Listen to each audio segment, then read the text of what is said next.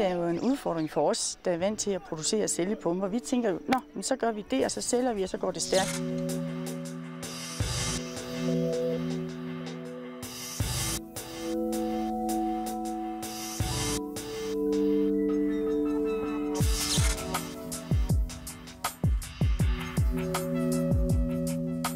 Hvorfor skal vi ikke være dem, der laver de produkter, der hjælper verden med at være et bedre sted?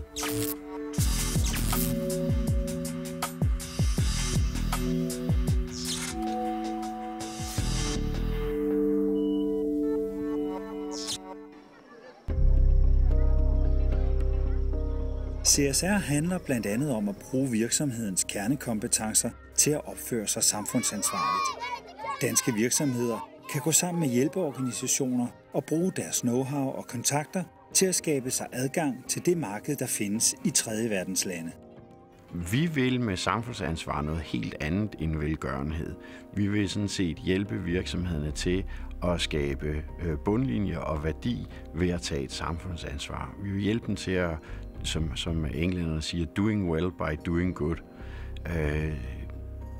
Og det tror vi faktisk, at både virksomhederne og samfundet får mere ud af.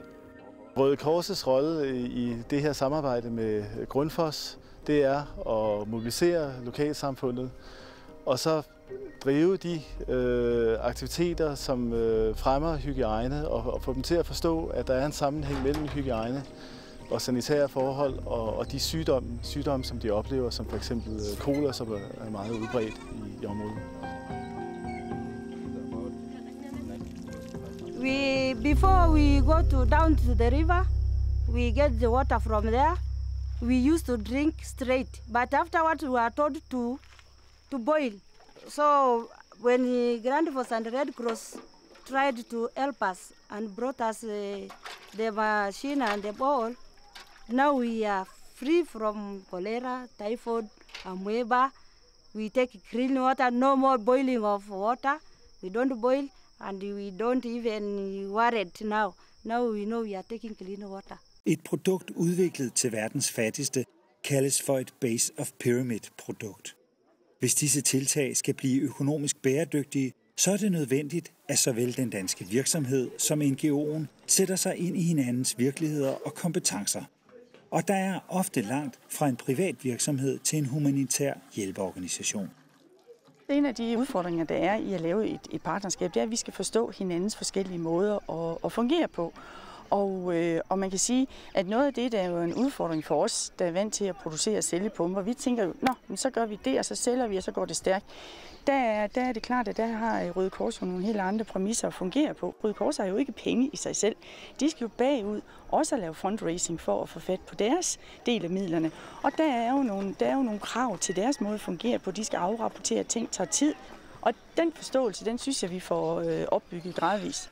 Vi har tidligere samarbejdet med private firmaer, men her går vi meget, meget tæt ind omkring selve gennemførelsen af projektet, ved at Grundfos går direkte ind og sætter de her systemer op, hvor vi går ind og laver den nødvendige mobilisering af lokalsamfundet og etablerer nogle komitéer, som arbejder med hygiejne og sanitet og forståelsen for hvordan tingene hænger sammen, hvordan sygdom og sanitet hænger sammen.